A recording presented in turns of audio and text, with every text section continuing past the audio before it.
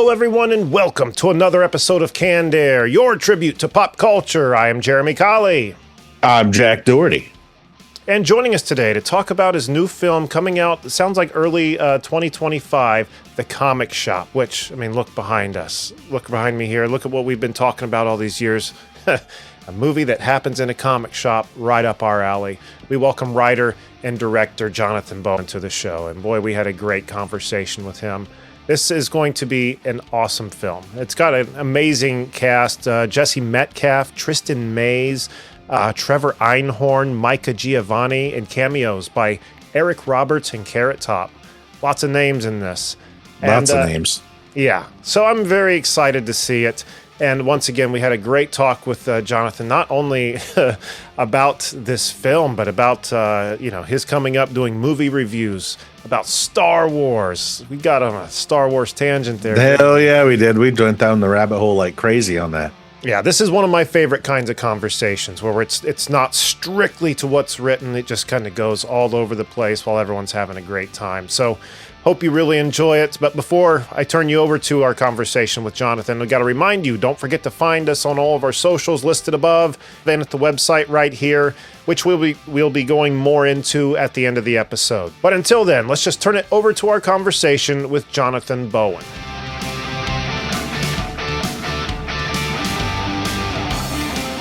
Jonathan, thank you so much for taking time to be on the show tonight. Really excited to talk to you about this movie, man. Thank you for having me. I'm excited to be here with you two.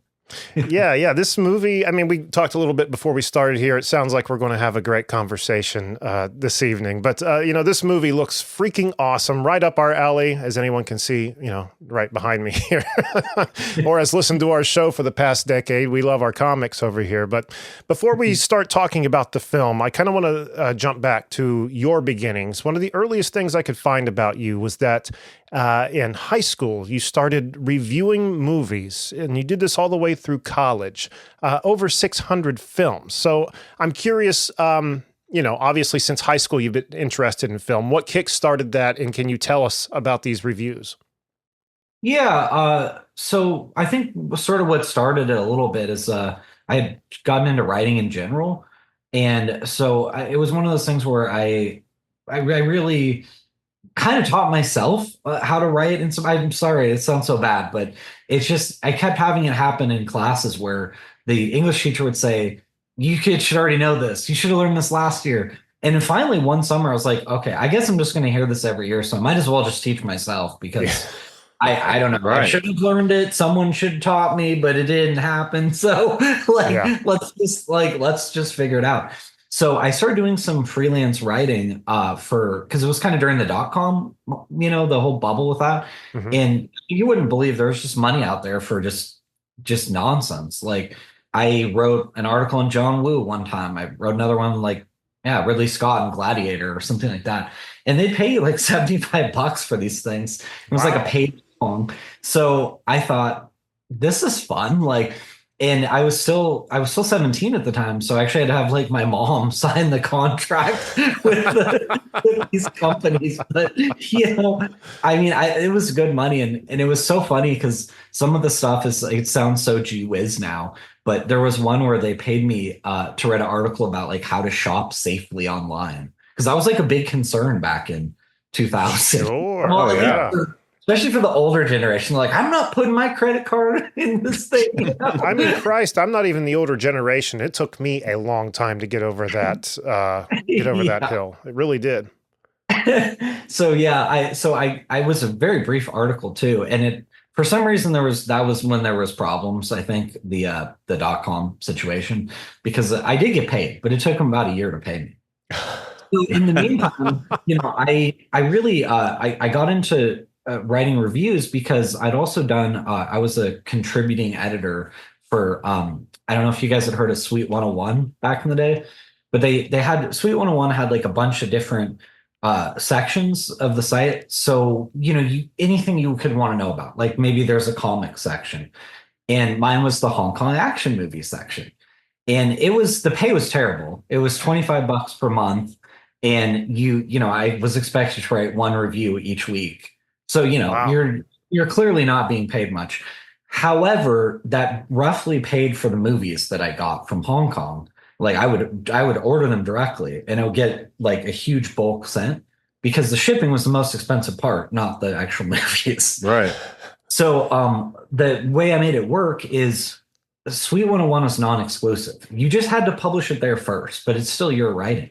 So I would take the articles and I would put them on a site called ThemeStream, and they would pay me 10 cents per view.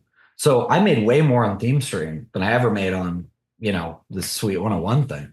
That was just where they started. So I kind of was like, okay, Sweet 101 can pay for the movies, and then my time can be paid for, from ThemeStream. And that kind of got me into like, different movie reviews. And I was like, I want to kind of start my own site and just be able to review whatever I want. And I had some background in as far as online advertising. So the hope was like to monetize it at least a little bit.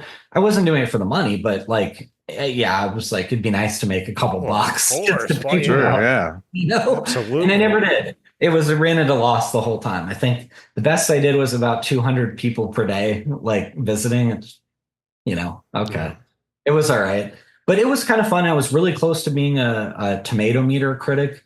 The only thing they didn't like, and I didn't like this about them either, is that they wouldn't tolerate any reviews that were like too short. Well, that didn't really work for my website because I was also reviewing movies from like 1904 that are 2 minutes long. So of course I'm just going to write a couple sentences because I'm not really reviewing. I'm just saying like this early example of black and white filmmaking would be something you could see at a fair. It wouldn't have shown at a theater, so I had some film history stuff on it. And then every review has to be 400 words.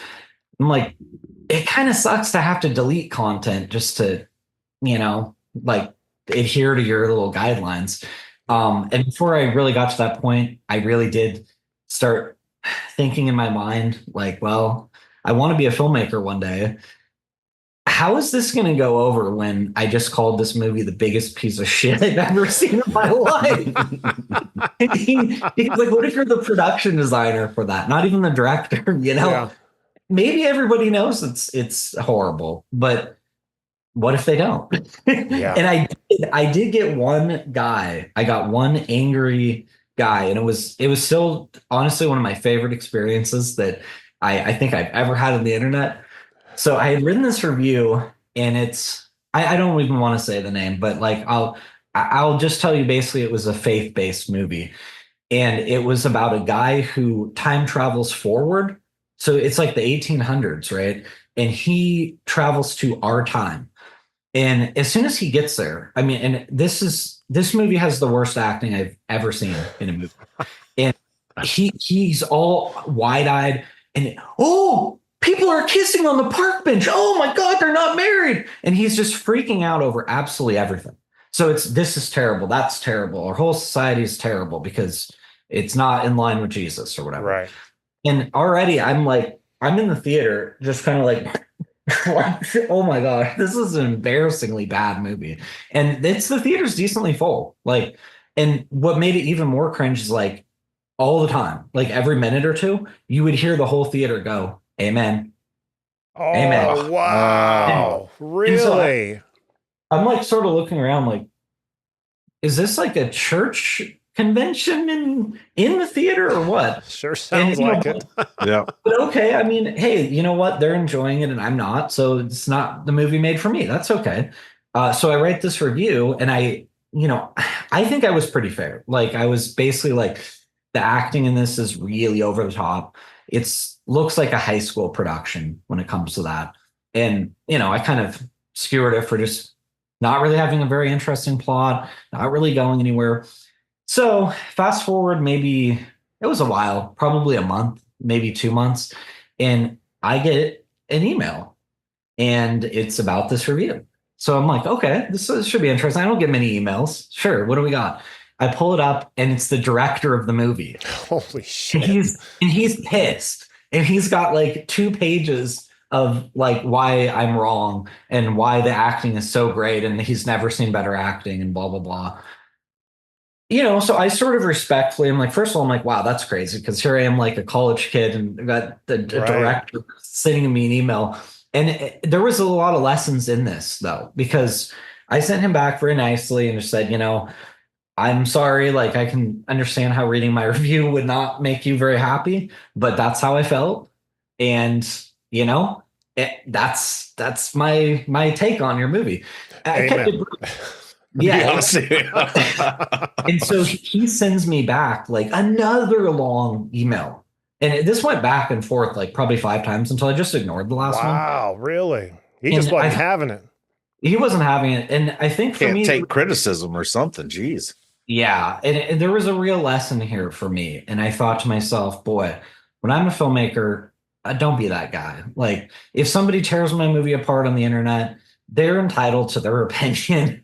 But it makes you look small to go there and engage with this critic. Like, you're a filmmaker. So you're automatically like you're here, and the critic is somewhere below you because they're critiquing it, not making it. But by engaging with them, you're basically saying that we're on the same level at this point. Yeah. And like, it's not your place. It's your movie. You don't get to judge it. Other people get to judge it. That's the nature of art. Yeah. And like, pick any movie that we all think is great, like Godfather 2 or something. Someone out there hates that movie. Someone thinks it's boring, it's stupid, I don't like the violence, or it doesn't matter how great you think the movie is. There are people out there who hate it. Absolutely. There's too much Italian speaking in it. Yeah. It's crazy how how balls to the wall he went with his response. You said multiple pages and then responds with multiple pages. Like, I don't know whether to think like he gets this all the time and maybe he's like going back and forth with a lot of people like yourself, or if like this is an isolated thing where everyone's just giving him amens around him saying, yes, it's great. You're the one person that is like raining on his parade. It's such He's got all thing. that bro power behind him sitting there. No, that guy's talking trash about your stuff. You should get him. He is of the devil. Yeah. I think you're right, because a lot of times with these faith-based movies, it's nothing but positive commentary. Yeah. Even recently, like I don't want to like totally crap on it, but like the movie Reagan. So I've been very interested by Reagan. I think I like Reagan, but I did not love the movie. I just felt that it was structured oddly. I thought some of the acting was kind of a little hammy, but you go look at it and it's got like a 98% on Rotten Tomatoes. Like, universe, everybody loved it. But I mean, I think because what it is sometimes like, if you are, let's say you're a conservative film buff, they don't really make a lot of movies for you. So I think when you get one, you can't it's almost like you can't complain because you might not get another. So it's sort of like, let's just say it's great, man, because we got to make sure we get a second one or something. Right. And, and it's like on the other side, the liberals don't mind. They'll just tear it. They're like, we're getting plenty of movies aimed at us. This thing's crap. Like, Yeah. So it is a little bit funny. But yeah, I definitely think there were other lessons. There were other interesting things to me too about running a review site. I only had this happen, I think, once. It sounds kind of sad, but somebody sent me their movie, like a screener on DVD, and was like, it was an independent film, sort of like mine. No one was in it. I think it was Canadian made. Look, it looked good. Like it was professionally finished.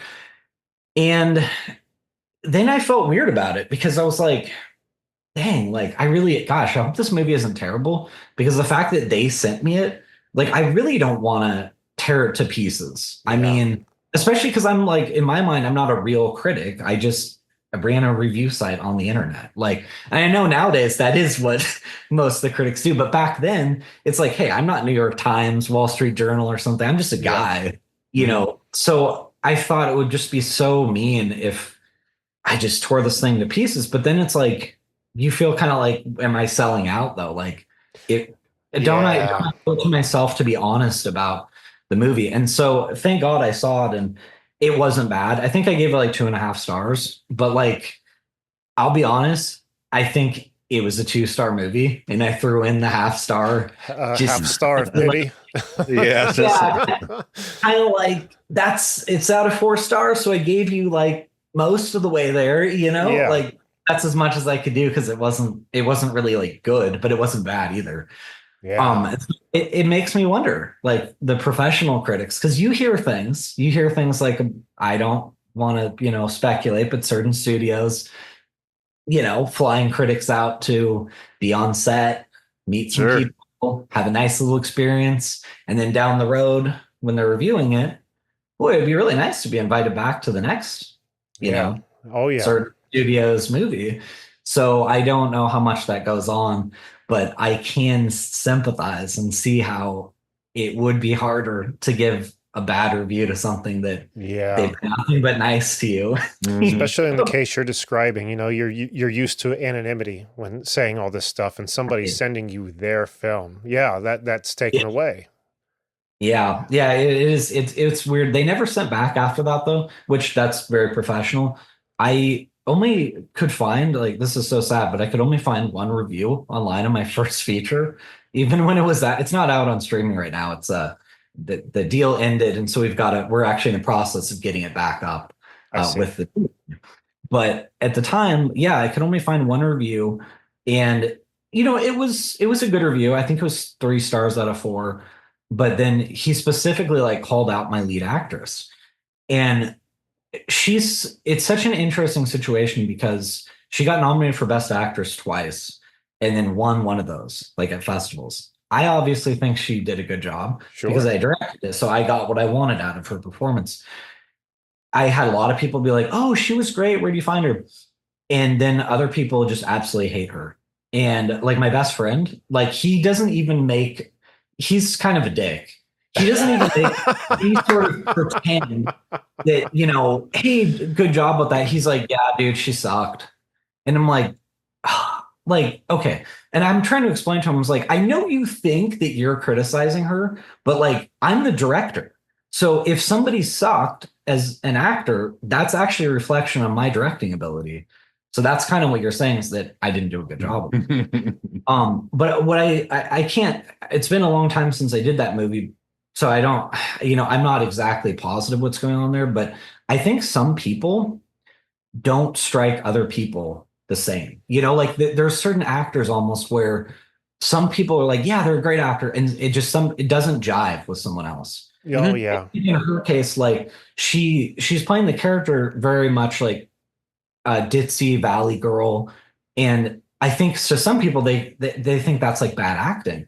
But I know the actress, like we were friends, and she's not valley girl or ditzy at all. She quit acting and works in technology now. Like she does all these women in tech things. So it's like, that is pretty good acting because she's not actually like that. I know you don't know that, but but trust me, she isn't. She's not a ditzy valley girl. So yeah, just the whole thing. So I did respond to that review, and I didn't want to like, be that guy. And I just said, thanks for checking out the movie. And they said something, the guy said Josh Sussman is hilarious in the movie. And I said, yes, Josh was tons of fun to work with and was always making us all laugh. That's it. That's all I said. Because if you start getting into it, then you become the religious director. I didn't want to do that. Well, let me tell you in 2 pages why that's correct. Yeah. Exactly. Oh man. Now you mentioned this film. Can you talk about what this film is you're talking about?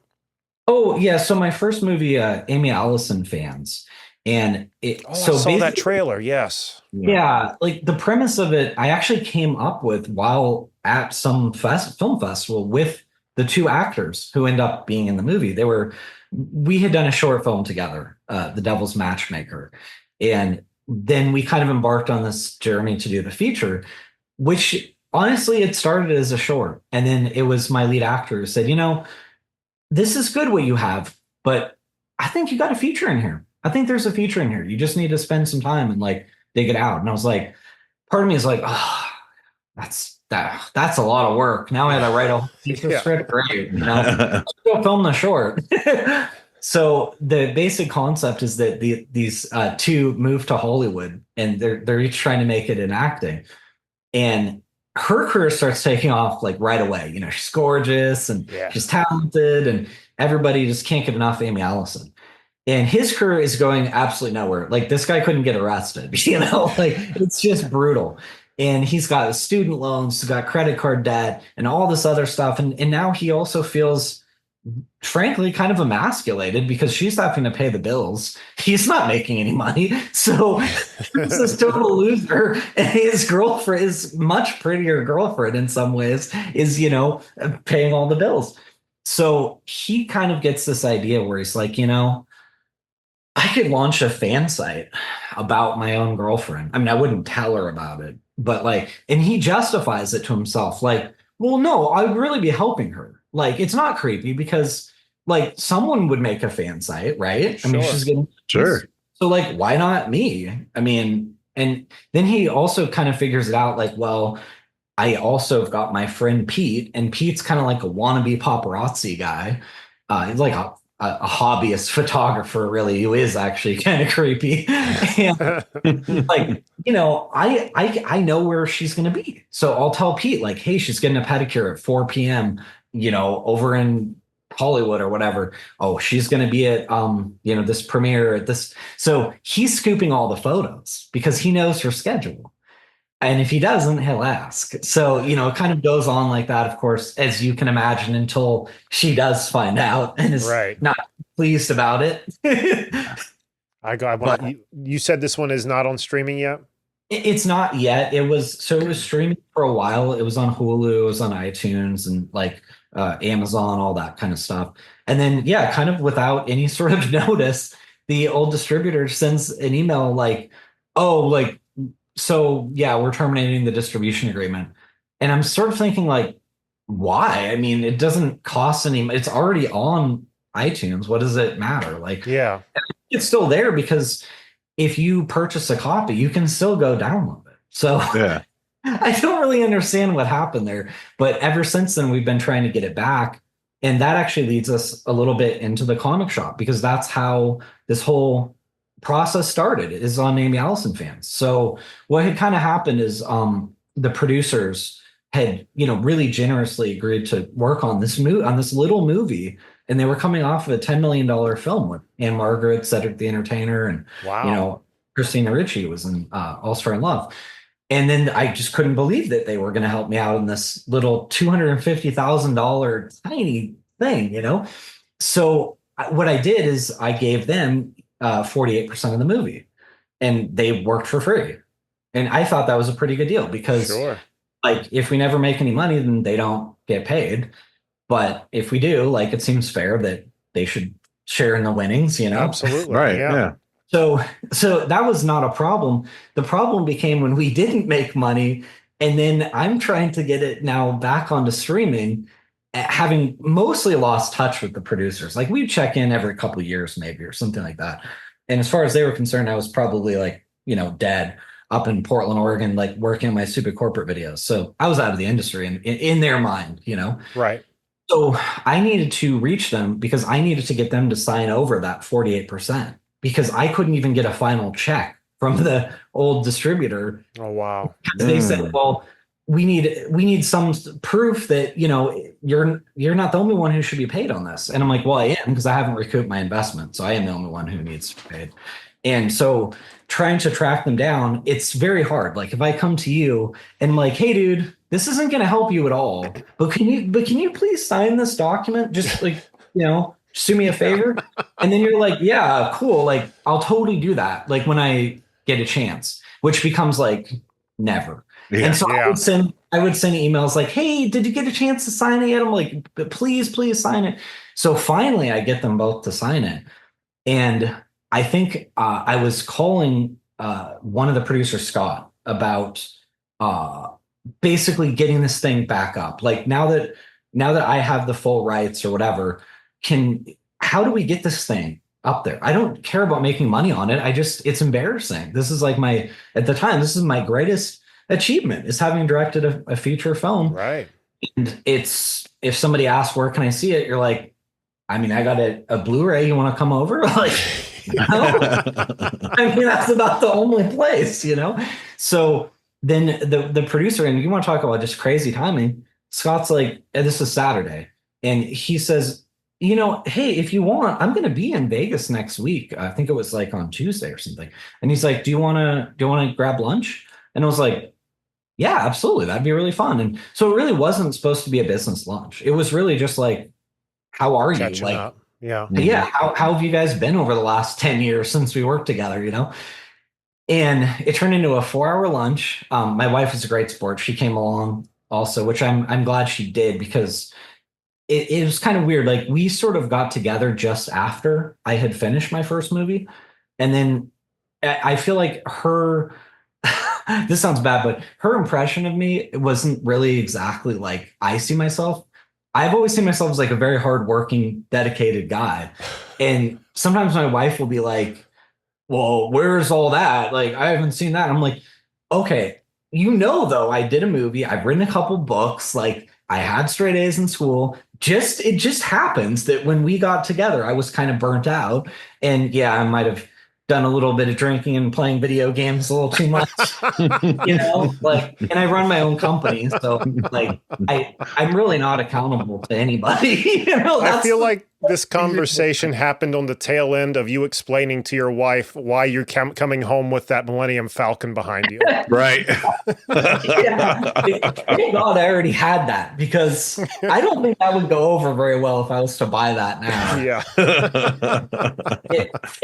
She'll always, like, I sold about half my Star Wars collection. She's a super good sport, so it's not like that. It's not like she's some monster, but I had much. I had so many collectibles that I also felt like I wasn't able to enjoy them because it just became clutter. Like, I got some lights behind me in the other side. I've been eyeing that Dooku saber ever since that camera turned I just noticed it. Right? Did you see? I've got Palpatine's. Yes. Right. So you probably, what? You probably bought mine, I'm guessing. No, I'm just kidding. But no. So the Palpatine one. That is funny, because I had every single thing that Master Replicas had made, which was a very expensive hobby.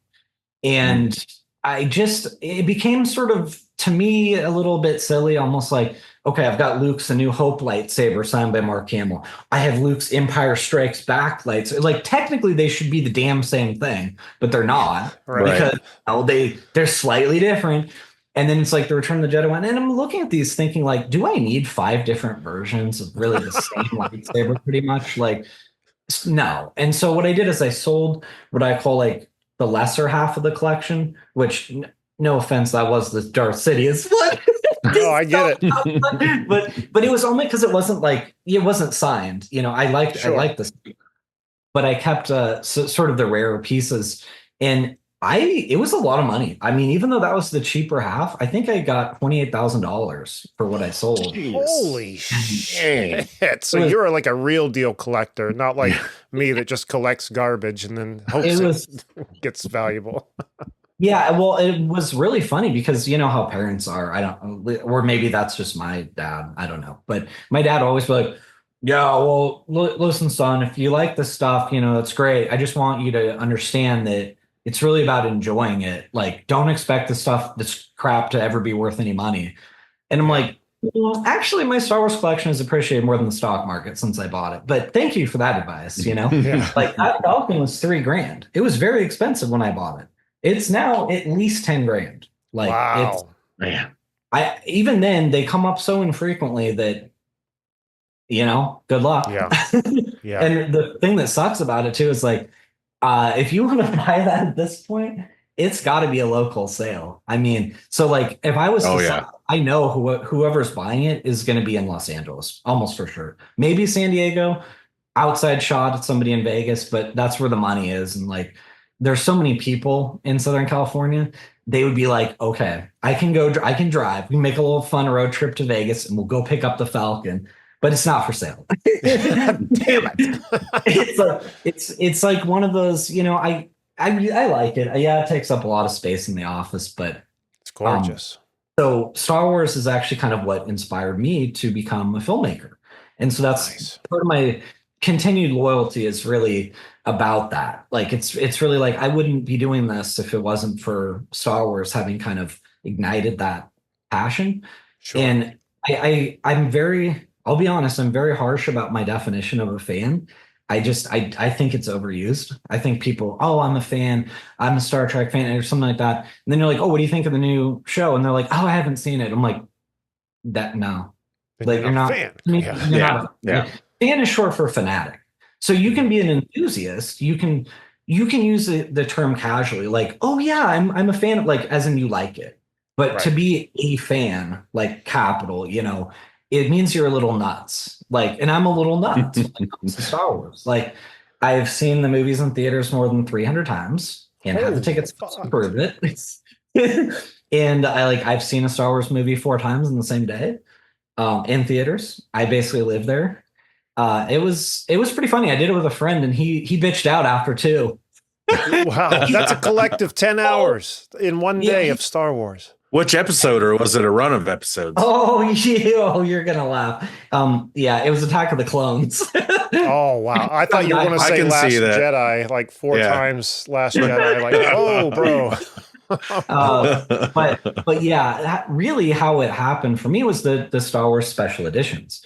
So when I say I wasn't a fan before, Yeah. I was like most boys growing up, right, in the 80s or 90s. Of course, I liked Star Wars. Mhm. I was not aware that you could be a fan of just like 3 movies. You know what I mean? Like there wasn't a lot there. It was like, okay, you can see the whole thing in like 6 hours. But it had the little toys and all this. Mhm. So when they announced the special editions, I actually thought it was really stupid the first time I heard it. I was like, we all have these movies at home. Like, why would we go to theaters to see this? And people, oh, there's going to be some new stuff, and I'm like, okay, whatever. But everybody kept talking about it, and as the release date came up, I'm like, fine, whatever. I'll go see this stupid thing. So I go at like 2:30 p.m. on Saturday with my mom to get tickets, and we were hoping for like a 4 p.m. And they're like, no, we're all sold out till 10:30. Damn. What? How are we sold out? Everyone has the movie at home. Like, this doesn't make any sense to my mind at all. And I'm blown away. So I asked my mom, like, oh, it's Saturday night. Please, can we stay up and watch this? I was only like 14. And she's like, yeah, it's fine. It's Saturday. I think my dad was the one grumbling. So then we show up to the screening, and there's all these people who I'll be honest, at the time, like freaks, like Right. with all their costumes on, stormtroopers and Leias, and everyone has a lightsaber, and it was wild. I couldn't believe it. And then the movie starts, and everything, like the Lucasfilm logo, cheering, applause. And a long time ago, oh my gosh, are they going to cheer for everything?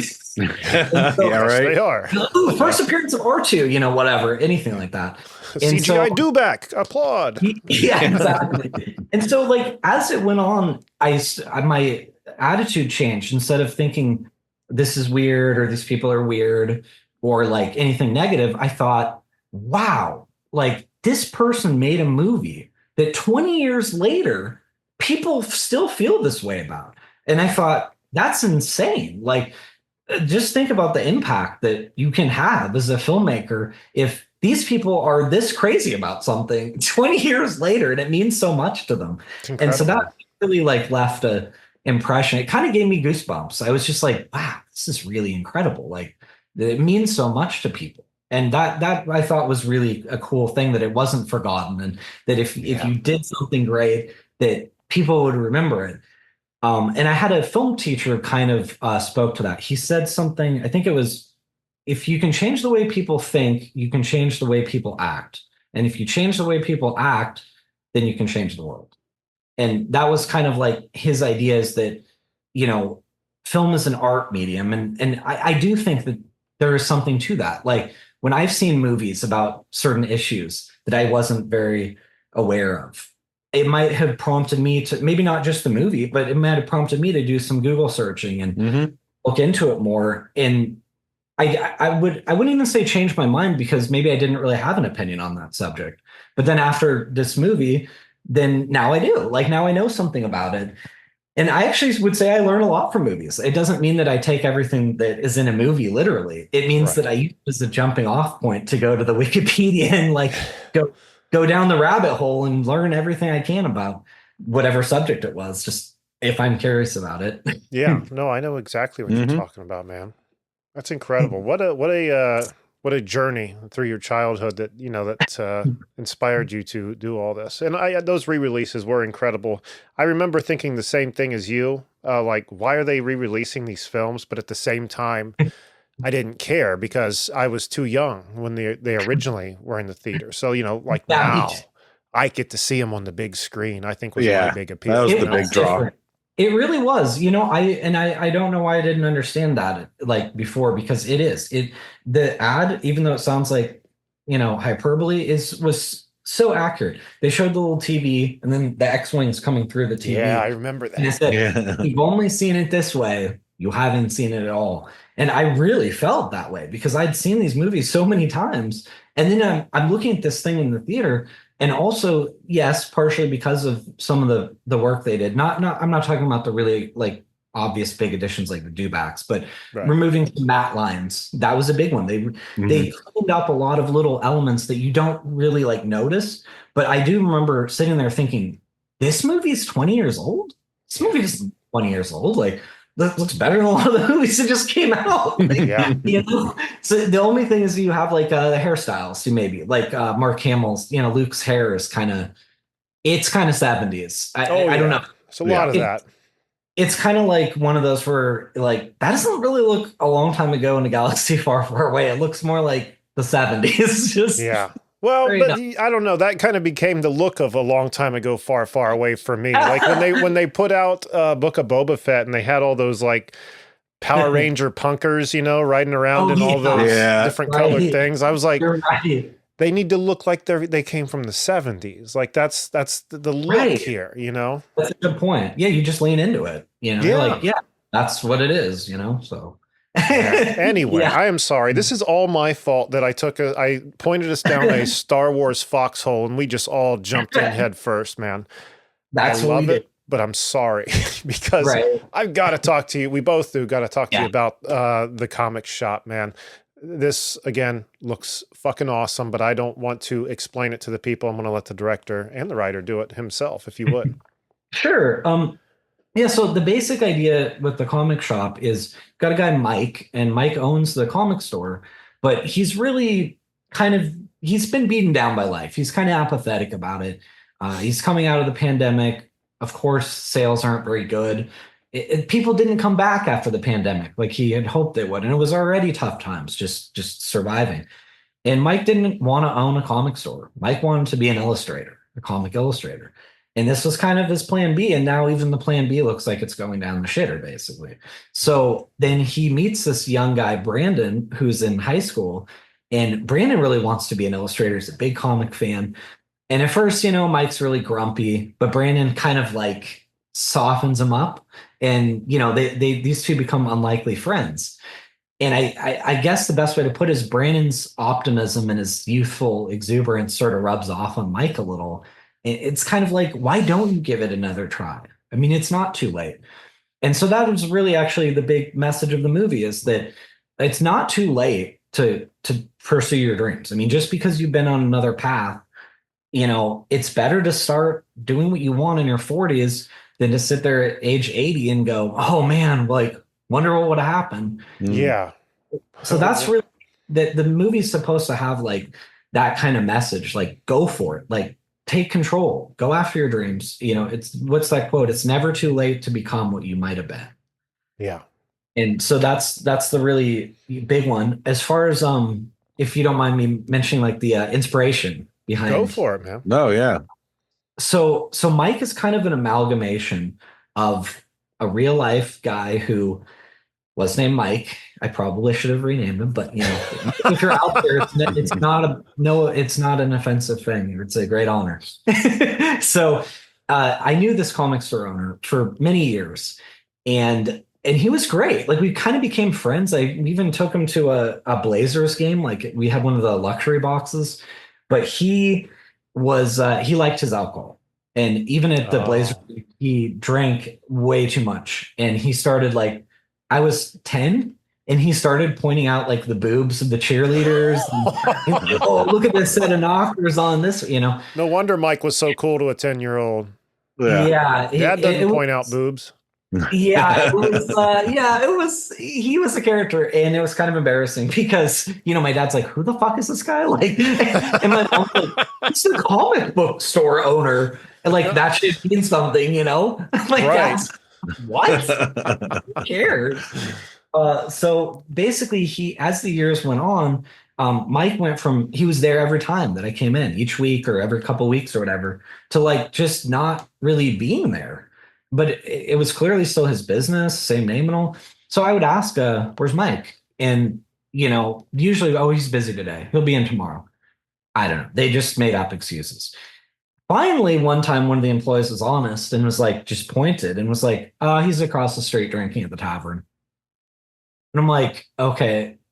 Even as a kid, I'm thinking to say that you can hear a little bit of animosity, almost Sure. like this must happen enough that this employee is annoyed that Yeah, doing disgruntled. it is, yeah, it's 3 p.m. and he's drunk already across the street. Great. So the idea was eventually that Mike, he did go out of business. And I don't know, was he drinking because he was unhappy about the business or it wasn't doing well? I don't really know because I'm also a kid. So I don't really understand the whole thing. I don't understand drinking. I don't understand being sad about whatever he's sad, whatever adult are going on.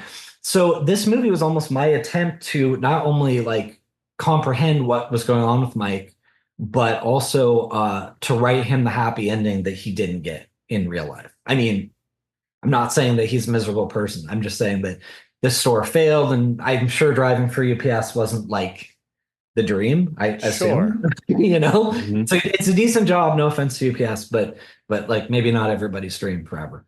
So then what I also did is I took part of me because I had been doing corporate work since my first feature, just, you know, senior living videos, training videos, just boring stuff. I mean, it is like, I'm proud of our company. I'm proud of the work we do, but it's not the most exciting thing to do. It's marketing pieces. Right. So I kind of like am Mike in a way, but I was also Brandon. I was the kid who was like, had the youthful optimism. Everything's going to be awesome. I'm going to conquer the world. I'll be the next Tarantino, or, kid. I feel like young people are cocky because like the world hasn't really like instilled reality in them a lot of Oh yeah. Yeah. Exactly. So there's a little bit of that. And it's almost so in that way, you almost have these two characters. It's like also young Jonathan and old Jonathan, and then they meet. But you know, the characters are clearly an amalgamation of a number of fictional elements, Sure, real things, and you know, that was kind of that's why it's a very personal story to me, because it is like Mike gets his second chance at the end of the movie, but I only get to find out if I get another chance if this movie does well. If that kind of makes like, no, that's pretty cool. I'm waiting for my ending. Did you ever get back in contact with Mike or anything?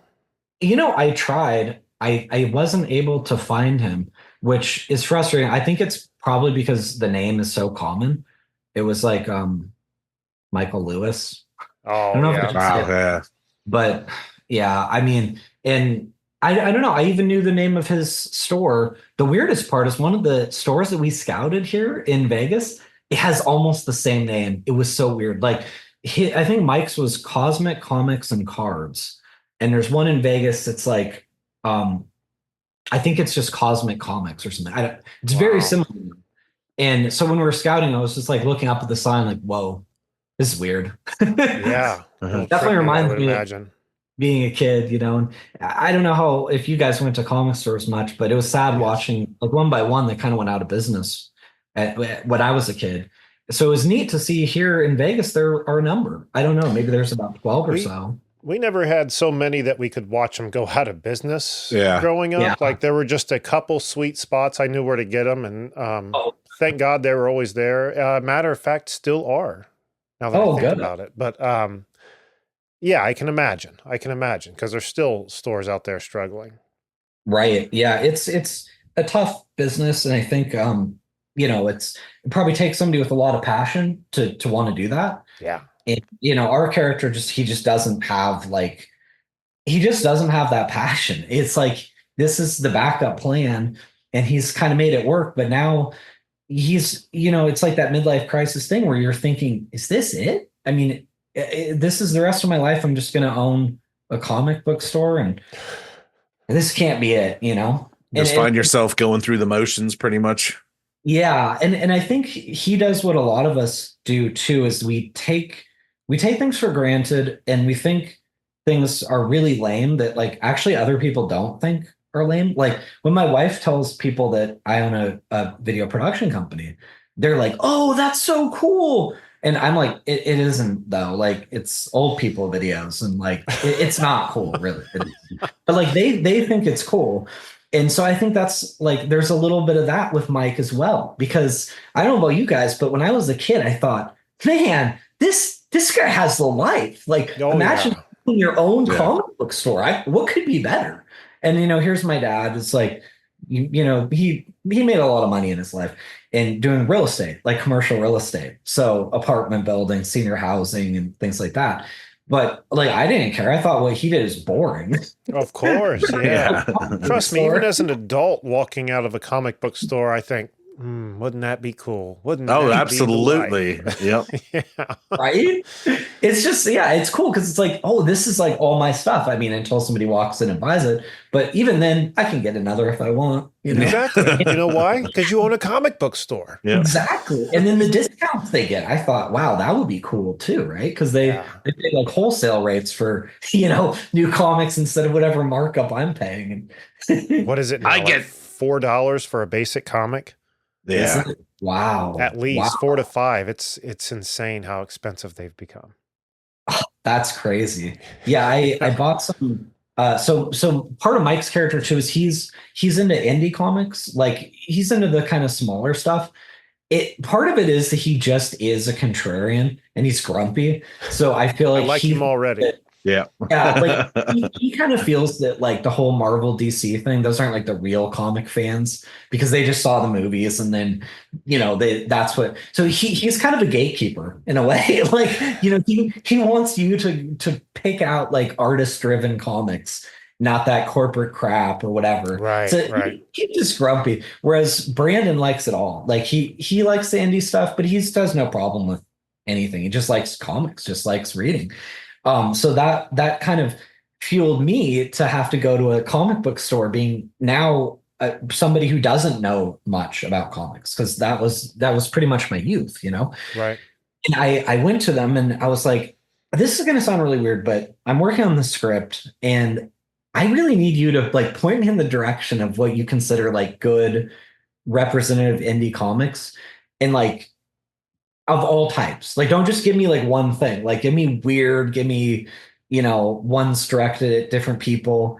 And actually, one of them was Paper Girls that they turned into the Amazon series a couple years ago. I've never read or seen that, but I think I have heard of it.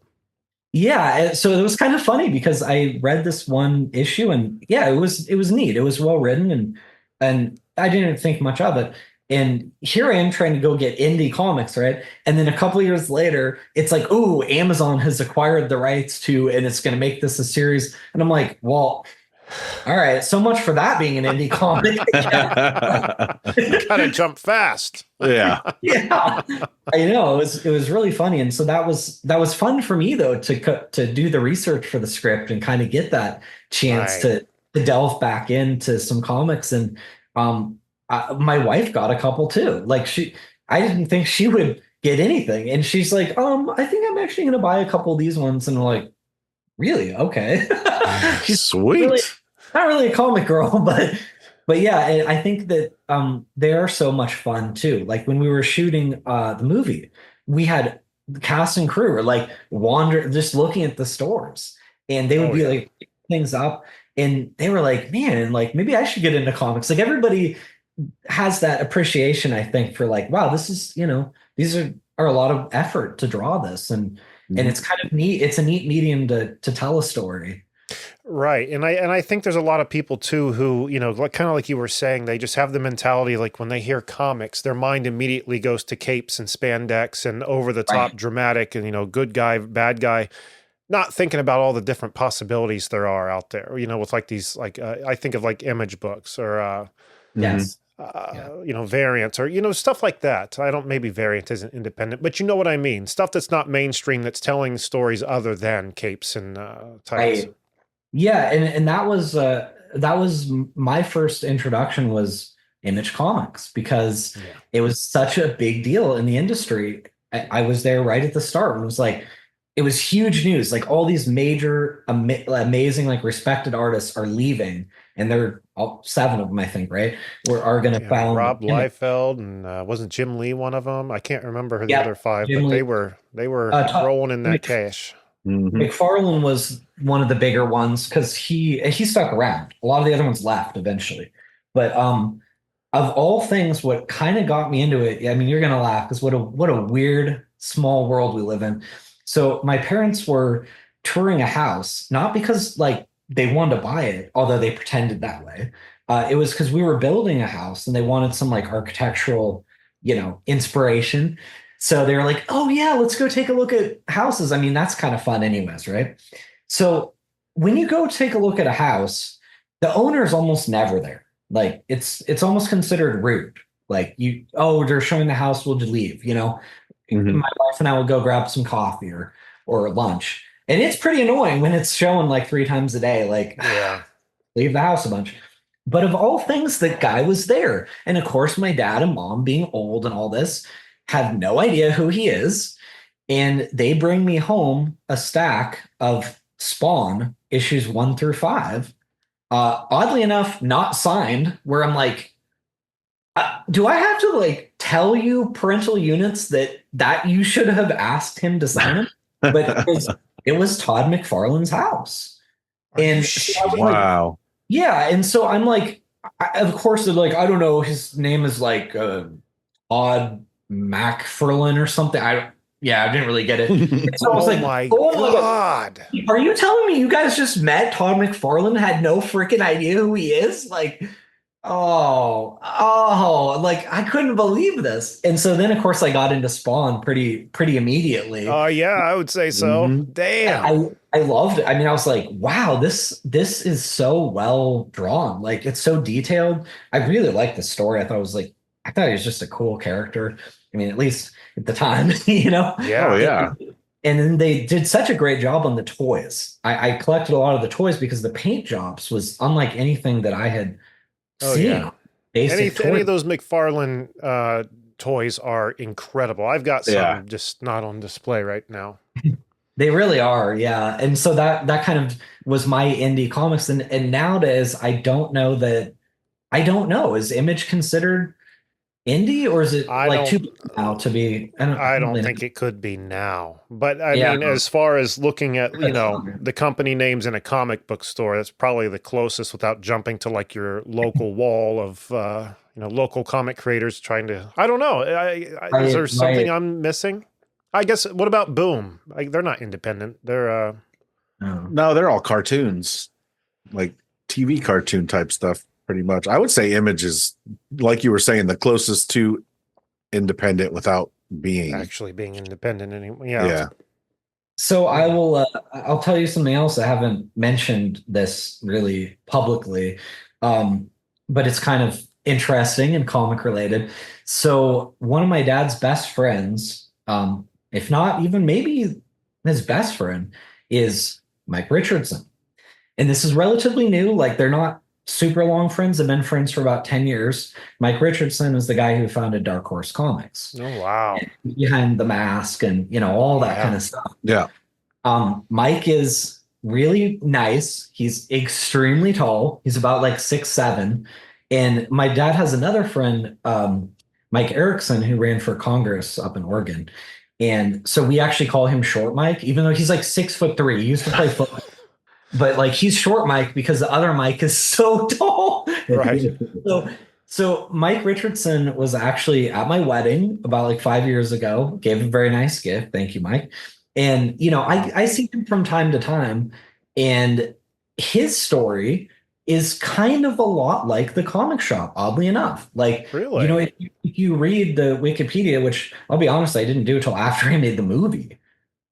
It's like, oh, Mike started with like his independent bookstore, I think it was Pegasus, and then gradually, came up with this artist-friendly label. And that was the big thing about Dark Horse, is that that whoever created it would still own their own creation, and the Dark Horse would just be the vessel that gets you published and gets you. So you need some way to be out there. So it was kind of interesting, like looking through, it was like, the comic shop is kind of also another Mike. And funny enough that his name is also Mike. But so we were able to get a bunch of Dark Horse comics like for the movie to just put on the shelf. Nice. We had to have stuff that was cleared. And that was a lot of work. That was kind of one where, like, okay, seriously, not to throw my producers under the bus. They were amazing. They worked so hard. There's so much to do. But I kept saying, guys, like, we need cleared comics. We need a lot of them, because we have 2 stores that you're going to see some of this stuff. It's going to be in the background, or people are going to, it might even be close-ups of them, looking through the shelves. And I kept hearing things like, yeah, no, it will sort itself out. Yeah, no, everything will come together. And I'm like, well, things only come together by someone getting off their ass, actually making that happen. And so, like, as the weeks passed, I'm starting to be like, dude, you know what? I'm just going to do this myself. Like, I can't just wait for somebody else to do this, because it's going to be too late. And I was like, it's going to take time. And so I like basically tried to find any tiny indie comic publisher I could. I don't care how small you are, smaller the better, because maybe you would want to promote yourself. Sure. And just asking them if we could, feature some of their comics. And you don't even have to give us your comics. You just give us permission at least, and maybe we can find some of your stuff. And then at least we know we're cleared for it. But small companies are a little funny, because they don't always get how this works. Like, so you send them and they're like, okay, we can send you these ones. The price would be $68. What? And it's kind of one of those where, like, I don't think you quite understand that, like, this is a movie with Jesse Metcalfe in it, and it's $68 is a small expense to have your stuff that's indie featured in a movie. It will be streaming somewhere. But it's fine. I paid. And I was like, okay, no problem. Wow. See, I'd have been like, moving on. Yeah. No. Yeah. So we got a bunch of like weird brands. I had never heard of any of this stuff. There was one called like Cat Shit One, and the reason it's so funny and so significant is because it is the comic on top of the stack that Carrot Top grabs in his cameo scene. And he's like all excited by Cat Shit One, whatever that is. And he's like, oh man, you got the stuff. And so I guess there's what is it? The Flaming Carrot. So yes. So Carrot Top is a fan, I guess. And it makes sense that redheaded flaming carrot, Sure. And no, totally. So he came up with all the dialogue in this cameo. Like, he's like, I got this idea, and which is great because I didn't have it written. My idea was he's just he's a fan. Like, he's somebody who's coming in to pick up his weekly, allotment or whatever. I'm bummed because we did have some great cameos. We had Eric Roberts, we had Murray the Magician. And Murray's been, he's one people, like, I feel like they don't recognize necessarily by name, but he's been on tons of shows like Revealing the Secrets of Magic. He's gotten in big trouble for, like, he was kicked out of the Magician's Guild because he's revealing. I remember that. Like what, early 2000s, something like that?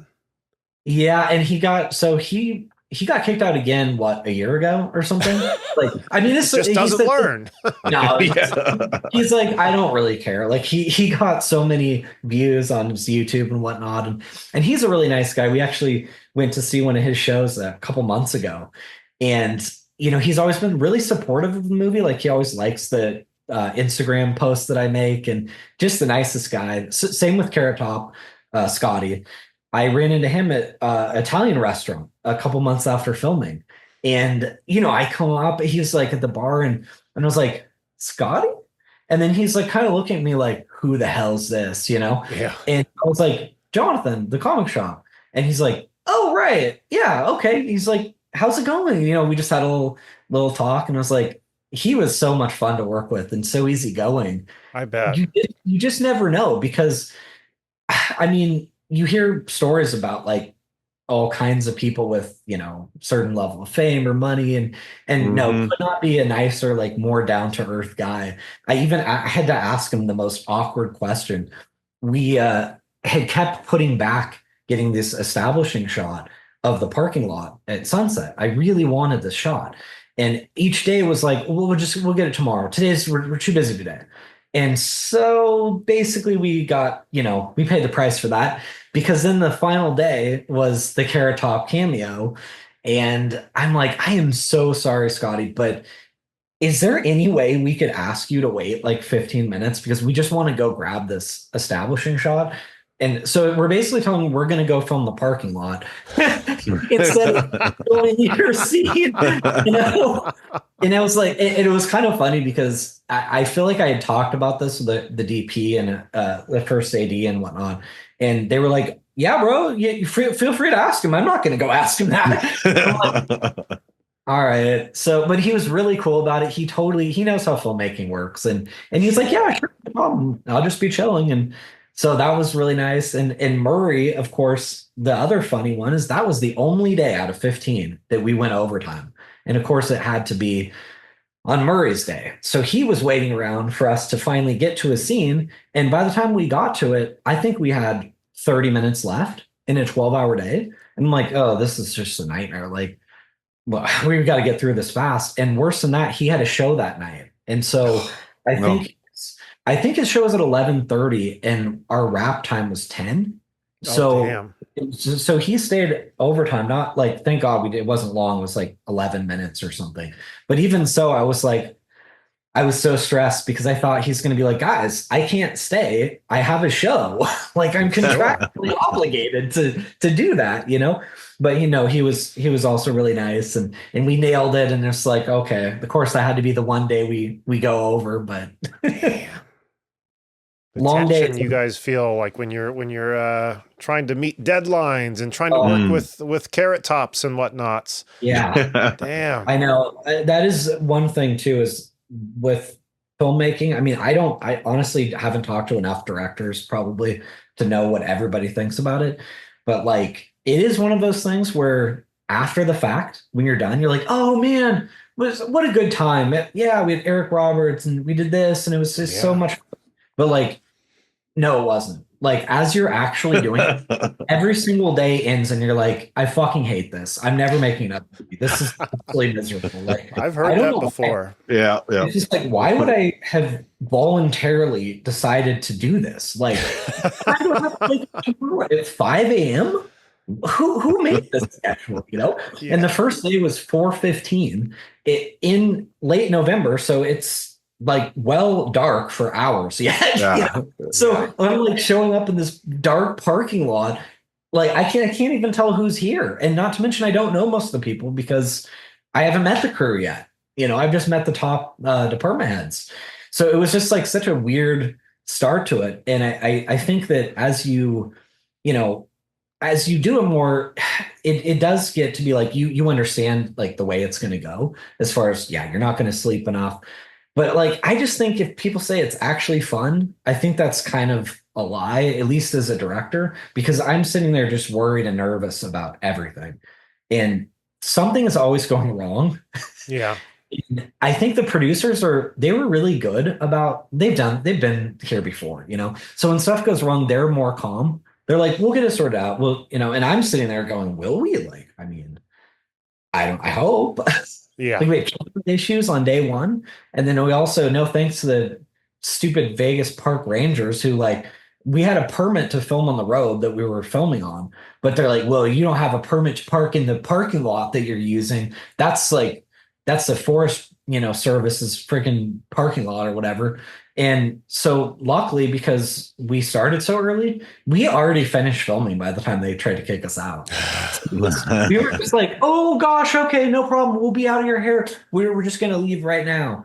And I'm like, whatever. So it was one of those where I really was tempted to put under special thanks in the movie's credits. No special thanks to no thanks to Las Vegas Park Ranger. I'll keep an eye out when that comes out. Yeah, I gotta see that. I just saw a movie. I'm trying to think what it was, but a couple days ago, I just saw a movie that had that. It said no thanks to, and it was something like the sheriff's department or something. It was something funny like that.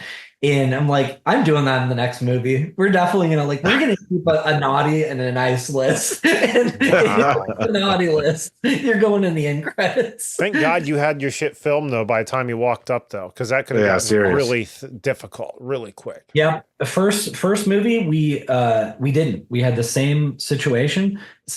I'm not joking. Same exact situation. We were permitted, but she told us you were permitted for the city of LA and these areas. This is not the city of LA's property. This is park property, and I'm with the parks. And she was very adamant about this and just yelling at us. And so she caught us in the first take? I think in the first take. Ooh. And so there's no way, we just had to leave. And so then it came down to we're going to have to pick that up at the end of the shoot because we lost our location that we thought was fine. We did use the footage, which was kind of fun. We were able to, there was a montage at the end that was kind of like looking back on the good times of the relationship before she finds out about the website. And so we were able to use that scene with no audio and it looks pretty. It was an incredible location. And so I was happy we could at least use the footage, not for its intended purpose, but right. But at least what's their big problem? You can't possibly have a park in the background without a permit. Who fucking cares? Yeah. Oh yeah. I mean, it's so bad. The thing that really sucked in the first movie too is the what counts as some sort of a special monument. So we finished the movie and there's some things that are obvious, right? It's we should have figured that, yeah, it's going to cost us. The Beverly Hills sign, that big iconic Beverly Hills. So we had that in the movie, and we did some guerrilla stuff on that first movie. We definitely did not necessarily clear random people in the background. They were not extras. They were just people. Wow. And so we have our lead actor running with the pink towel on, and that's it. Down Beverly Hills, with that big sign in the background. And we literally just had a van, and we had the camera in the van, on a little hi-hat.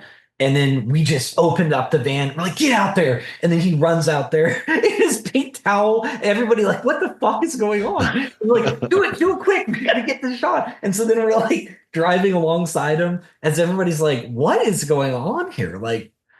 That's LA, right? I mean, these people should be used to it, Yeah, real Tuesday. Reactions. Yeah. Right? And when we got one too, there was another one. So same thing. He has this pink towel, and it's because we're showing him he's running all through, So in another one, he runs by this little statue thing, and a girl turns and looks at him. That was her reacting. I have no idea who that chick is. Oh wow. It's not ours, So it was hilarious because I think people are oh yeah, no, that's such a natural reaction. Yeah, no, literally. Yes, it is. It's not acting. I don't think she saw the camera even, to be honest. Crazy to think about that, think about that. The girl leaning into the camera just to genuinely react to something around her, not even really noticing probably there's a camera in the background. And then you mentioned, Mike, the inspiration for your film earlier in this conversation. How this man in his this certain point of his life inspired a movie, and he'll never know. It's incredible. Just like she ended up in a film with a genuine reaction, and we'll probably never know. It's an incredible thing.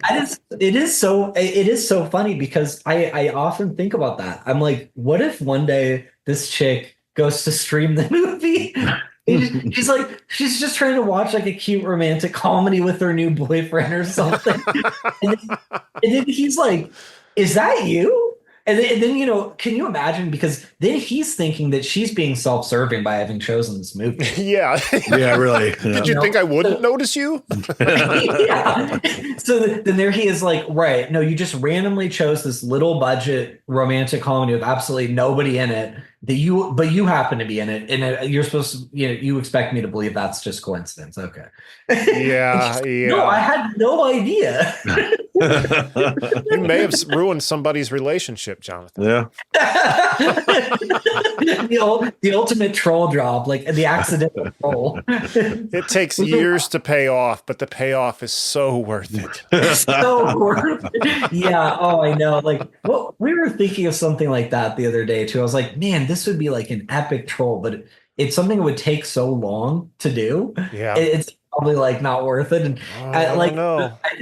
I think the worst troll that I can think of, but there's just no way that anyone knows people mean enough to do this. I mean, unless they're all like me or something. Just kidding. Is imagine if like you could convince somebody's friends and family to like be in on this, right? They have to play along. And it could be anything you imagine, like that, Russia doesn't exist. Like Russia was wiped off the face of the earth like 20 years ago during the Cold War or whatever. And then, the person, no, it wasn't. And imagine if you could, technology can do stuff like this, where you could make a private web server and then they go to Wikipedia, and because it's from this IP, or something like that. And then they like call their mom, and then the mom's like, what are you talking about? Russia hasn't existed for decades. And like everyone plays along. And then you just totally gaslight this person into thinking that they are losing their freaking mind. Oh man, like the level you required. There is kind of a movie out there like that. I don't know if you've ever heard of it or not. Jack already grinning because I know exactly what you're talking about because it comes up more often than not. I don't know if you've ever seen this movie, and I didn't. When did he? You ever heard of this? I don't think so. This came out in the early 2000s. This is a Jimmy Kimmel and all his crew. Like, who else was in it? Bobcat Goldthwait, Dane Cook, Carson Daly. This whole thing is a practical joke, a 23-year-old practical joke on this guy right here. Really? It's incredible. But it's exactly like you're saying. Like, absolutely everybody that he's come in contact with is in on this. You know what I mean? And it's him being gaslit. It's him just getting the short end of the stick every fucking time. And it's such a good watch. But anyway, I'm sure the listeners are rolling their eyes that I brought that movie up again. I like that. It sounds good. I mean, on a bigger scale, something like The Truman Show. I mean, exactly. Yep. That's just being lied to the whole time. Like one of my absolute favorite, I do love The Truman Show, but one of my absolute favorite parts from it is when his wife's like, that's why I use, and then she like up the box, like clearly right. It's just so cheesy. And then he like talking like that. Who you talking to? He's like, who are you talking to? Like that's when like he knows that like something has to be going on. Like no normal person ever would talk that way. Yeah. It's just really funny. So I use that line like when I just don't like something, or when I'm in disbelief that you're telling me something. Yeah. So like my wife says something I just don't like, oh, hon, I got this thing. And it's like, and I don't care about whatever she got. Then I'll just be like, who are you talking to? She runs out of the room in tears. I just want you to care, John. That's so funny, though. That's so funny. She knows she's a good sport. I do like to troll her. I've had a couple of my friends be like, I don't know how she puts up with you. No, but it's awesome that she lets you do it, though. That goes a long way. It truly does. Right? Yeah, exactly. But what are we looking at as far as like a release date for this movie, or a trailer or anything like that? When can we expect to see something? So so there is a trailer online. Oh, there is. And also on my site, directorbowen.com, there is a full trailer there. It's just under films, but like it shows up right away on the. So our idea, so we have a distributor. Our distributor is Quiver, and Quiver's a good company. Like they really have a lot of actually kind of star-driven vehicles. So I'm pretty excited to be with them just because I look at the names of the other movies and I'm like, well, okay, yeah, those are bigger names than ours. Like they did this movie, Dead for a Dollar with Christoph Waltz in it. It's a Oh pretty my it's a pretty God. good film, and I just love him. Yeah. He's just such a good actor. I'm just watching him today while I was at work with nothing to do. I was watching Django Unchained.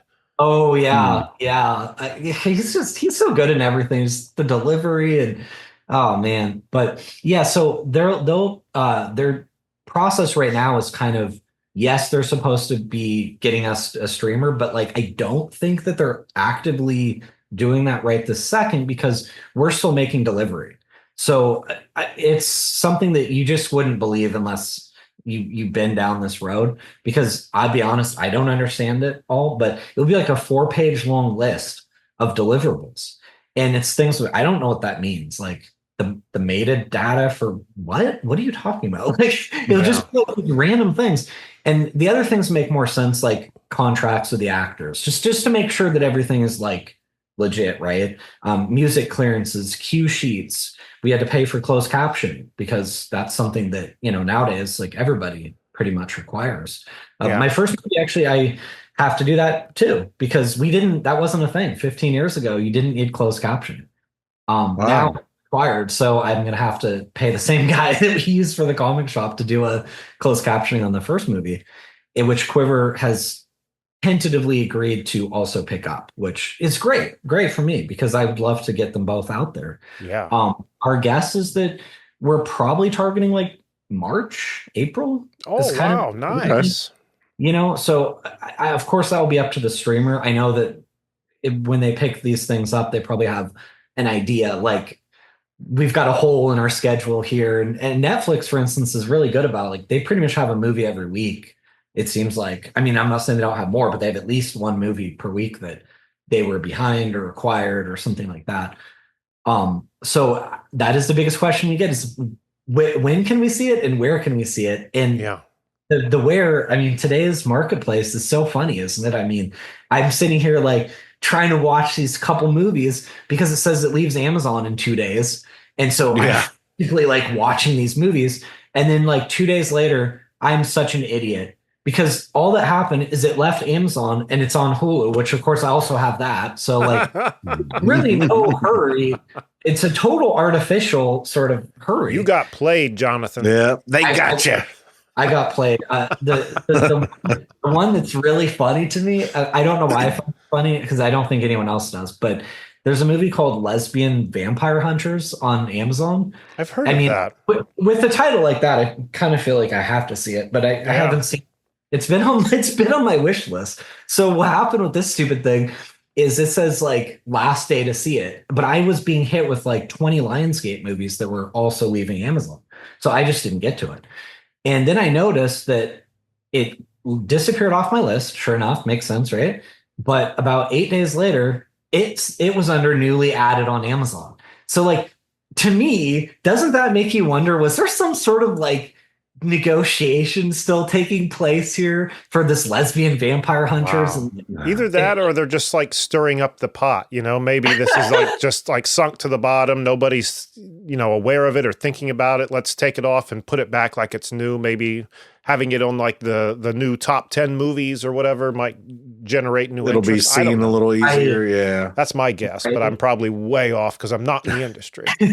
I did notice too that I don't know why, but the title of the actual text title on Amazon says like Vampire Hunters. But if you see the poster that's right above it, it says Lesbian Vampire Hunters. That's the name of the movie. It's too harsh of a word for Amazon. Must be, yeah. Yeah, or it's like not family friendly. I don't know.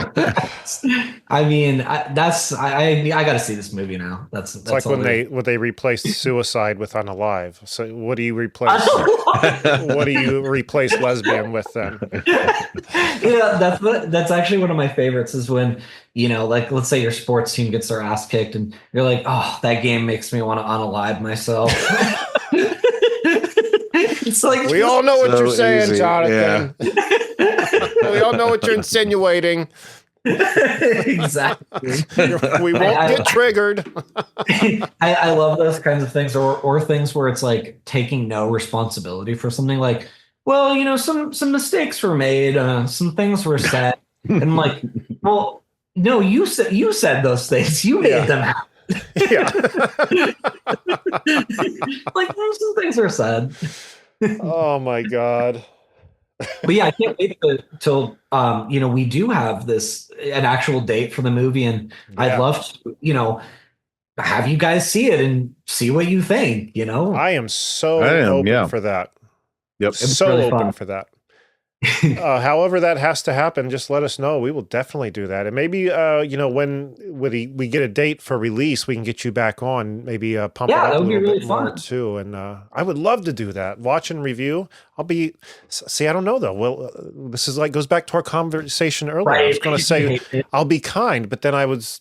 Butter 'em up. It was a great movie. It was the best. I couldn't... 10 out of 10. Yeah. But am I a true reviewer then?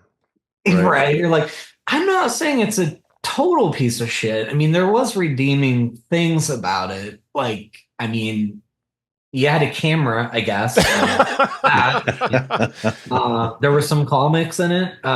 That's cool. No, it would be much more thought out than that. But see, the thing is, I think with me is even if it happened to be a bad movie, which I can't imagine it will be, based on, the cast you have lined up, based on what we've heard from you, based on, the synopsis we've read online, it sounds like it's going to be right up our freaking alley. So I cannot wait. But even if it was bad, I'm one of these people that finds joy in those kind of films. You know what I mean? Like bad movies can still be great movies. Oh, they can. Absolutely. Yeah. Like Mega Shark vs. Giant Octopus, which I haven't seen that one, but fuck, I'm putting it on the list. Oh, it was that thing. It's worth seeing. Okay, so there's a scene where the octopus. This is so stupid. The octopus is destroying Tokyo. I say that, but it's not, because what they did is they had this set, and then they had a giant green screen, and they ran out of budget to put anything there. So it's just the green screens in the movie. Are you serious? Oh my! Yeah, I'm not joking. Instead of an octopus, there's just a fucking green screen there. Just what? No one will notice. Out of money. It's just absolutely unreal. So I saw that movie at Vic Chow's apartment. Vic plays a scientist in the movie. Okay. And the science scenes are so jokey. You know how it goes, where it's you got the test tubes, each one has a different color of food dye, sure, and then you mix them together, and it's science. God knows what we're doing, but we're just, it's science. Concocting, inventing. Yeah. So it was one of those really funny things, because it was so awkward. As I was driving over there, I just thought to myself, God, I mean, this movie is going to be absolutely horrible. But okay, Jonathan, you can't, no laughing at it. You got to be on your best behavior. These are your fellow peers, So we get there, and there's a bunch of people there, and you could just see it. Everybody's all uptight. And Vic says, okay, guys, so I just want to put this out there. We all know what kind of movie this is. All right. So it's okay to laugh at it. We know what it is. Nobody's going to get offended. And you could see the whole room was oh, thank God. Because do we have to pretend that we're watching Citizen Kane when we're watching And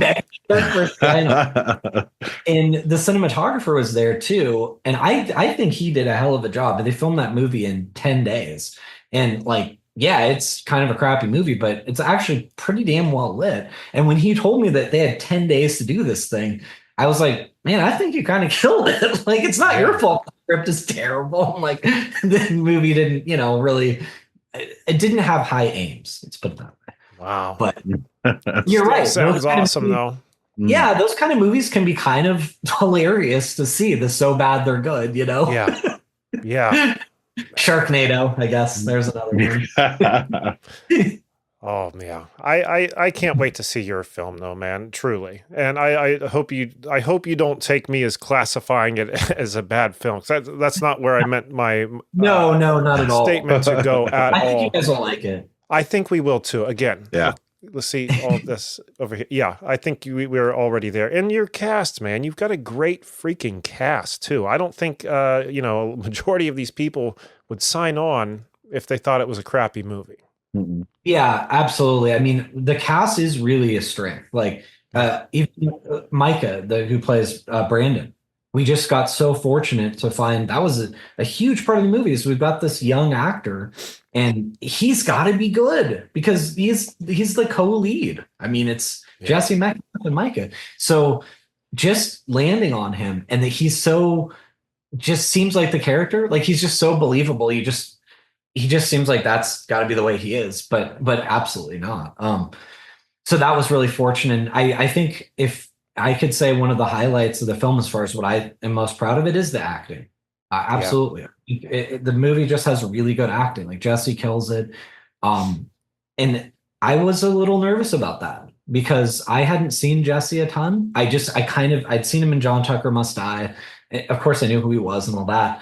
But I thought, oh boy, like I know he's a hunk. I know he's like this good-looking dude, but like, please tell me he can act though, right? I mean, please.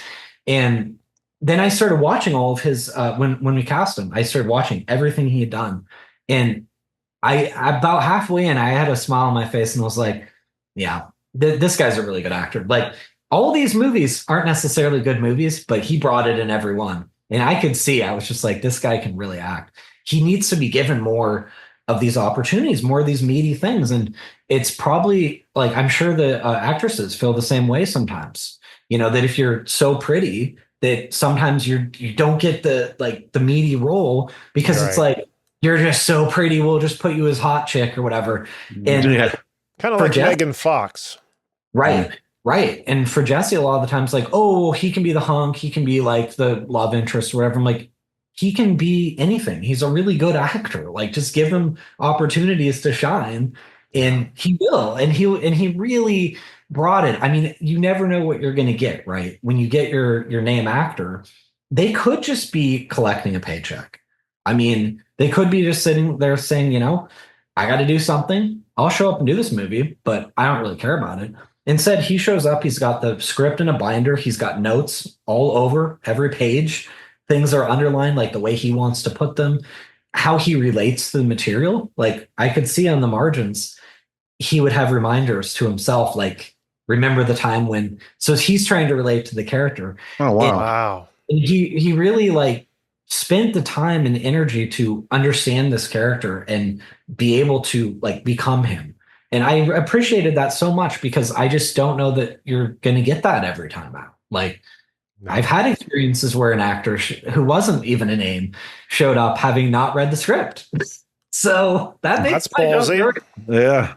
Yeah, it's not easy. And it's like they're learning it as they go. Whereas with Jesse, I felt like he was really like a creative partner, like he is like, this is the way Mike would be.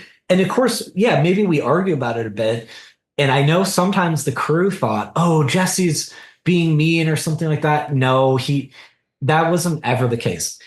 Jesse and I were always talking through, like, this is how we see the character. And he knows that I'm also very open-minded to changing dialogue. You sometimes get more of a feel for like, what, you're right. This line isn't going to work here. Like, it doesn't make sense. And I felt like he was able to make it his own, like to really make that character be the version that we both thought it should be, That's so cool though. Because I mean, how horrible the other end of that would look if he showed up and it was just an asshole or didn't care, What to have that marriage with your lead actor, that in itself says we're going to have a good movie, right?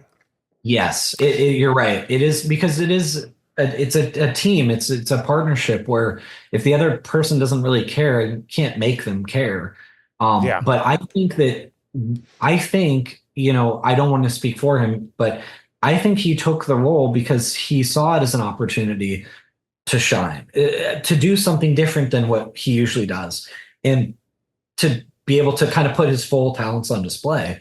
And I think that, he talked about this in the other interview he did. And I know that the girls kind of like put him on the spot because he said he relates to the character, and I knew that. That's why I was so excited to have him. But it's hard to say that. Like, how do you tell somebody who is a big name that I think you get this character a bit? Because it could sound insulting, right? Like, what do you mean I get this character? This character is like he's going through a tough time. But think about from Jesse's perspective, he was huge. Like when he was on Desperate Housewives, he's getting invited to all the big awards parties. He's the belle of the ball. And then he's got John Tucker Must Die. It's kind of a cult hit. And then he's worked his butt off, but then he's been in Hallmark movies and things that are just like, it's nothing against Hallmark. It's just that that's not the only thing he wants to do. Like he wants to be able to show off all of his range in acting. So I thought that he could relate to this character a little bit as far as like having this past where he's like, I want to get back to that. And that's kind of the way he tapped into it. And I know the girls in the Orlando interview were like, well, how could you say you relate to him? I mean, because you're this big famous, and I'm like, well, because we all want more. That's why. Like, of course Jesse's doing well, but and of course he has exciting things going. But who doesn't want more? Like, if I'm Jesse, I look at these blockbusters or Marvel films, and I don't know why I can't. Why do I not wanting more? You're not humaning, right? Yeah. It's just how we are. I mean, it's always like, what's next? And you never want to think that like your best is behind you. I mean, I guess if once you're 80, like, okay. When you got then nothing you can else. take that cold shower and let that realization wash over you and cry yourself into hospice. So true. It's like so Clint Eastwood just did Juror Number 2, which looks like it has really good reviews so far. Didn't get much of a release. Thanks, Warner Brothers. But he's 94 years old. And so Jesus. I just love these articles that say something like, in what might be Clint Eastwood's last movie. Well, no shit. He's 94. Like, what are you talking about? You could have says that itself.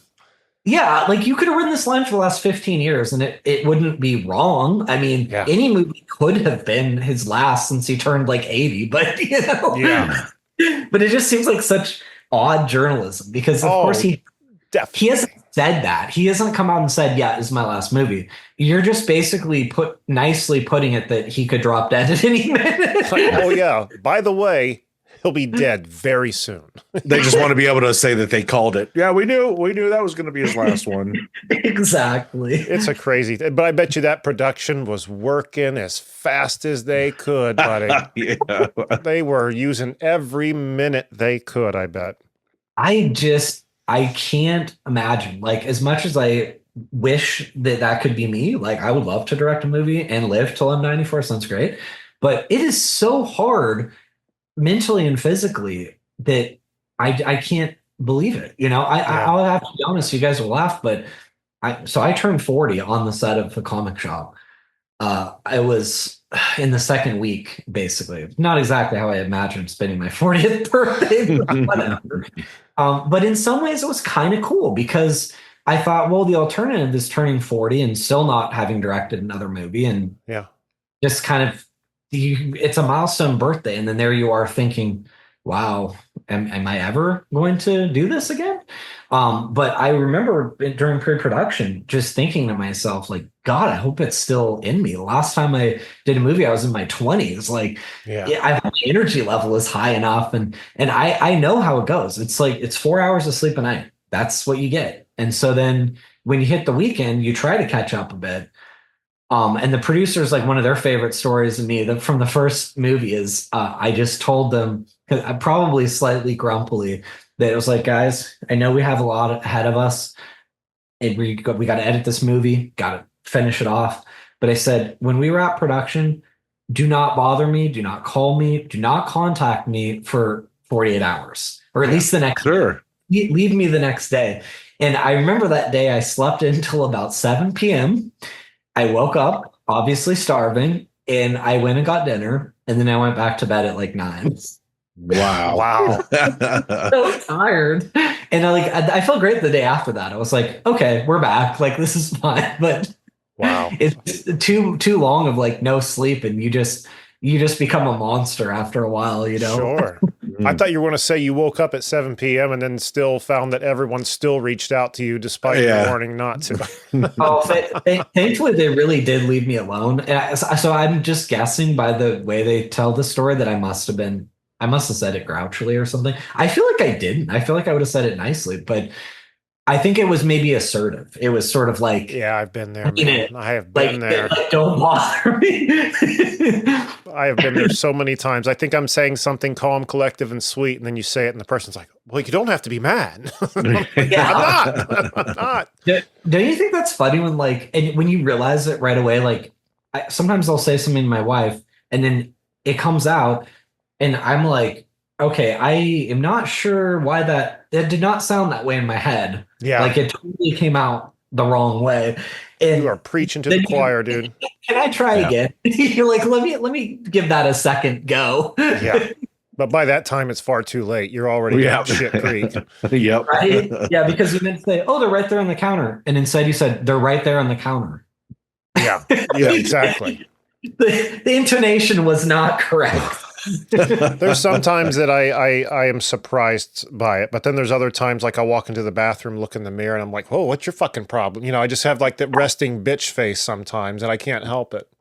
That's hilarious. Yeah, it is funny. There are those people where they just kind of look like they're pissed at you, but they're not. They're not. It's just that's their. It's just the mug God gave us. We have to. We work. I get that all the time. Yep, that's the story of my life. That's so funny. What I work with what God gave me. Right. An autobiography by Jack Doherty. Oh man. Well, Jonathan, I cannot wait to see this film. I've got again directorbowen.com, which I'll put links for down below to see the trailer. As far as like Instagram goes, social media, do you have any handles there?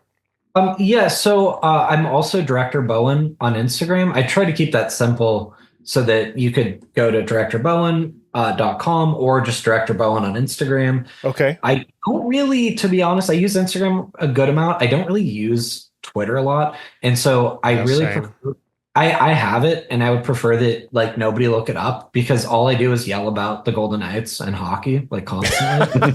That's the only reason I have it, is because the local guy, Ken, who I love, he's a great guy. He only uses Twitter. So like I will go, and every time there's something happening in the game, I'll overreact, of course, to everything, and actually make fun of myself at this point by like overreacting more. Because I'm like, he knows how I am. Sometimes he's like, I just can't with you, Jonathan. Because I'll say something like, God, this team is the absolute fucking biggest piece of shit this year, or whatever. And then he's like, relax, dude. We lost one game. So I'm like, I stand by what I said. Yeah. And like, of course I look like an idiot like a day later, but in the moment, you're pissed. And so I do tend to overreact, and I don't know, probably a lot of sports I think that's what Twitter's for, though. Yeah. Right? You don't get a lot of overreacting on Instagram. It always happens on Twitter. No, you're right. It seems to have, it gets lost so fast on Twitter. So yeah. I also feel like it's like, how you have to have some sort of like critical mass to get started. So I try to be all like professional, and I made my Instagram, and then I made this stupid Twitter account. I know they're calling it X now, but it's Twitter then. And then like no one I know uses Twitter. Like my wife doesn't use it. My friends don't use it. So then I make this professional little post and get absolutely fucking 0 likes. And it's like, so like, what am I doing here? Because if I post on Instagram, I've got like friends and family, and there's actual interaction. And so I tried for like a little bit with Twitter. And I think Jesse follows me on my Twitter, but like, he doesn't use his either, I don't think. I don't use mine. And it just became like, whatever, I'm just going to use this to yell at clouds. That's yeah, that's the thing, man. Like we had close to 3,000 followers on Twitter. I would post something new about an episode, and nothing. I'm like, what the hell is this? I'm done. I gave up on it. I abandoned it, but I probably would have anyway after it turned to X and all that shit happened. So it's just not a platform I like to go to anymore. It's Instagram and I guess TikTok. I post on TikTok, but I don't spend time in TikTok. No, yeah, I've never actually used TikTok. That's how old I am. I'm aware it exists, but like most adults, I just watch the videos 3 weeks later on Instagram. There you go. Yeah. Why we don't need it at all. We're just out of touch. But yeah, the Twitter one, I saved my ass though yesterday because I was I woke up, I did, just relaxing, ate some food, happened to go on my Twitter. And I noticed that a podcast tagged me and said, tonight at 7, we're proud to welcome Jonathan Bowen. And I'm like, what? It's news to me. Tonight at 7? What are we?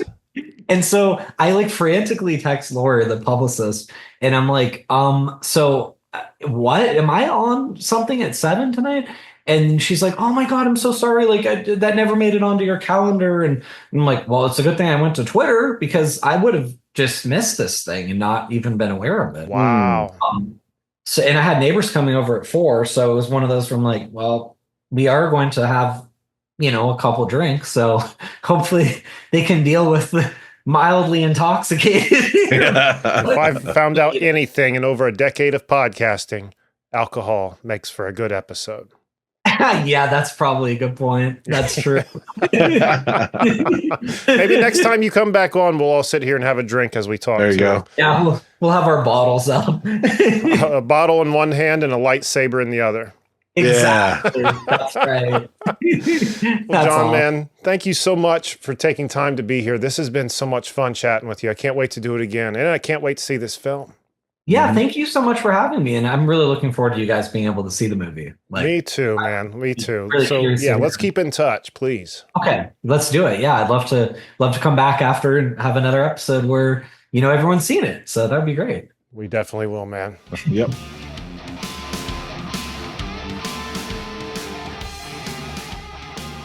All right, everyone. And once again, that was our conversation with Jonathan Bowen.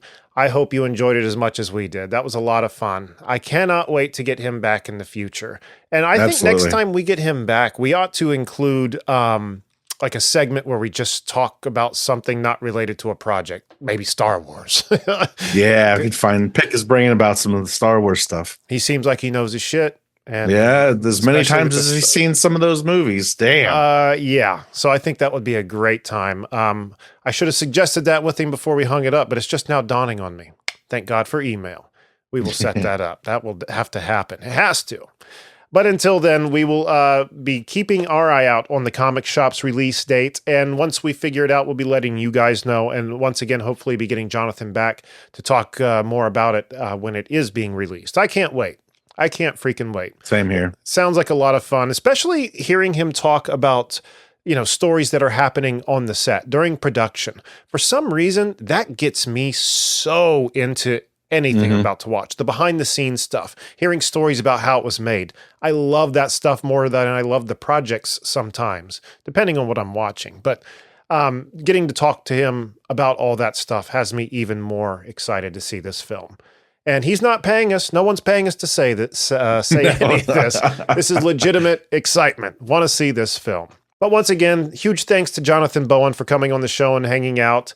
And with all that being said, Jack, what do we have on the website, sir? Go to cannedairpodcast.com where you can listen, like, follow, subscribe, become a patron, buy some merch.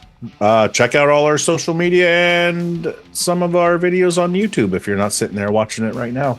And there we are. And if you want to follow us on our social media, you can find us on Twitter. I know we were just saying we don't use it, and we don't. So I don't even know why I have it on the screen or even saying it. But I guess I'll still say it anyway. Find us on Twitter or X at CannedAirPod, on Instagram at Canned_Air, and on TikTok at CannedAirPodcast. And on the website listed right here, the one Jack was just talking about, CannedAirPodcast.com. A few different ways you can support us. There's our merch tab, hats, hoodies, cups, mugs, all that kind of stuff with our logo on it. And there's a Patreon page we have where for $5 a month, get you access to a 4-year plus catalog, people. It's a big catalog that just keeps getting bigger. Some of our best content's on there. check it out. And if you don't have the money to support us, and if you don't want to support us for free, then I guess we're just still appreciative that you're here, that you're watching, especially this far into an episode. Damn. Right? Yeah, this was a long one. This was a long one, but a good long one. Yes. Not like, well, I can't think of an example of something that's long and not good. Oh, Whoops. That's anyway, what she said. Right? Yeah. No more trying to be funny. That's going to do it for this episode. So until next time, I'm Jeremy Colley. I'm Jack Doherty. Thank you so much for watching and listening, everyone. Be excellent to each other.